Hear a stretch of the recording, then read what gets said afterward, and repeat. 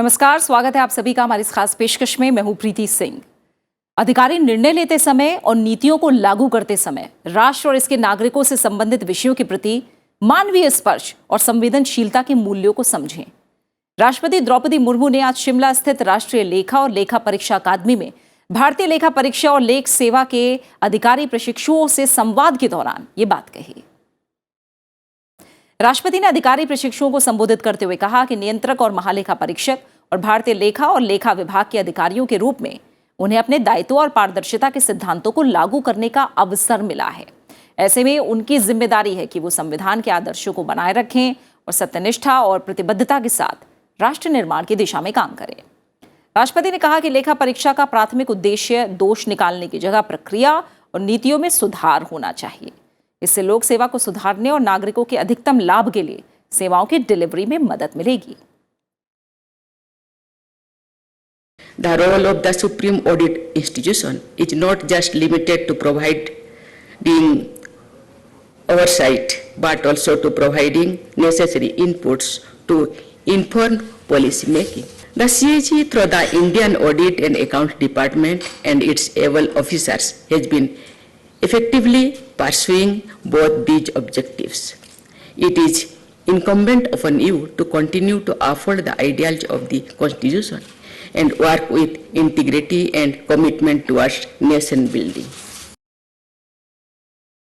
राष्ट्रपति ने लेखा परीक्षा के डिजिटलीकरण की चर्चा करते हुए कहा कि हाल में लॉन्च की गई एक भारतीय लेखा परीक्षा और लेखा विभाग एक प्रणाली सराहनीय पहल है। उन्होंने कहा कि blockchains, data analyticals, virtual audit room जैसी टेक्नोलॉजी का व्यापक उपयोग पारदर्शिता और परिपालन सुनिश्चित करने के लिए किया जाता है, लेकिन टेक्नोलॉजी मानवीय हस्तक्षेप की आवश्यकताओं का स्थान नहीं ले सकती। The recent launch of the One India Audit and Accounts Department One System, a web-enabled IT application with support for multiple languages and a mobile app, is a praiseworthy initiative in line with the vision of Digital India. Technologies such as blockchains, data analytics, virtual audit rooms, etc. can be used widely for ensuring transparency and compliance. But technology cannot and should not replace the need for human interventions. You, the young officers, should understand the values of human touch and sensitivity towards issues concerning the nation and its citizens while taking decisions and implementing policies. Himachal Pradesh के विभिन्न शैक्षणिक संस्थानों को प्रदेश के पर्यावरण अनुकूल विकास में अपना योगदान देना चाहिए।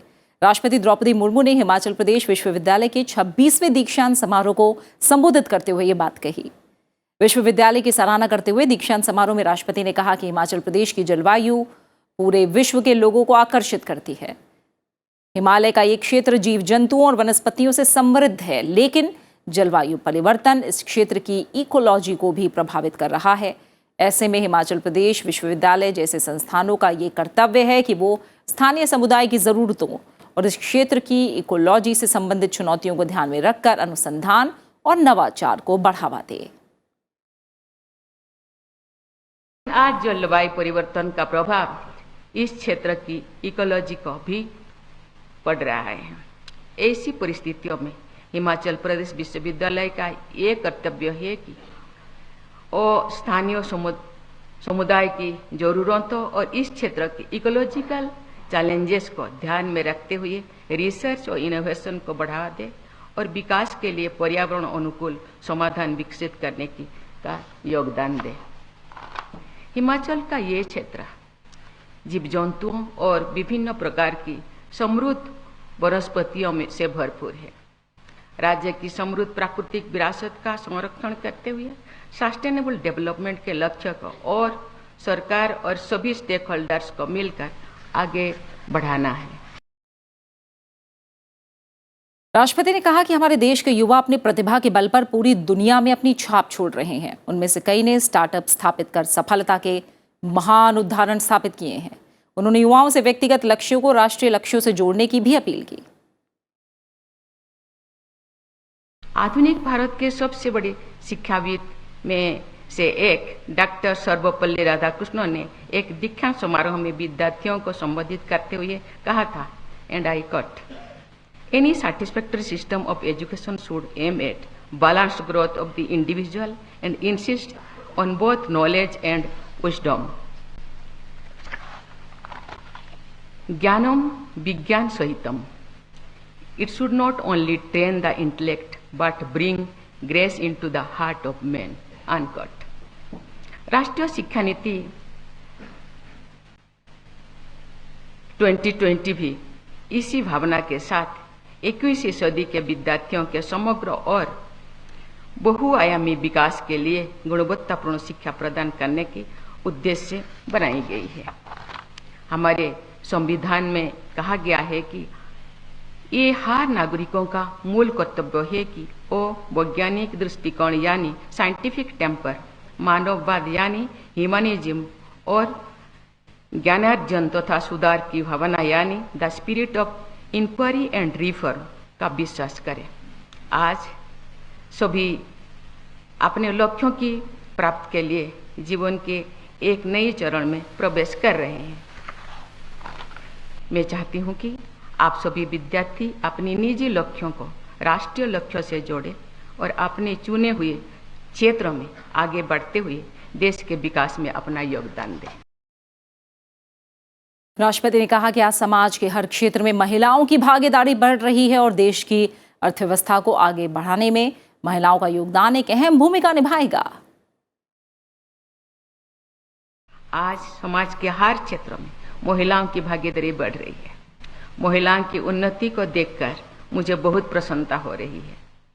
मेरा मानना है कि महिलाओं के विकास में ही देश का विकास है और देश की अर्थव्यवस्था को आगे बढ़ने में महिलाओं का योगदान एक अहम भूमिका निभाएगा। इस लक्ष्य के लिए सभी महिलाओं का गुणवत्तापूर्ण शिक्षा देना पहला और बहुत महत्वपूर्ण कदम है। वहीं राष्ट्रपति द्रौपदी मुर्मू ने युवाओं से ऑर्गेनिक फार्मिंग के क्षेत्र में और तेज गति से बढ़ते हुए नए मापदंड स्थापित करने की भी अपील की। कई दशकों से किसानों को रसायन मुक्त खेती करने और बीजों की पारंपरिक किस्में अपनाने के लिए प्रेरित करते रहे हैं। मैं चाहूंगी कि हिमाचल के हमारे किसान भाई बहन ऑर्गेनिक फार्मिंग के क्षेत्र में और तेज गति से बढ़ते हुए नई मापदंड स्थापित करें। मैं चाहती हूं कि आपका विश्वविद्यालय रिसर्च, इनोवेशन और टेक्नोलॉजी के माध्यम से सरकार के साथ मिलकर किसानों को अच्छी और एफोर्डेबल तकनीक उपलब्ध कराए। और इसी के साथ फिलहाल इस खास पेशकश में इतना ही। आप बने रहिए सनसद टीवी के साथ। नमस्कार।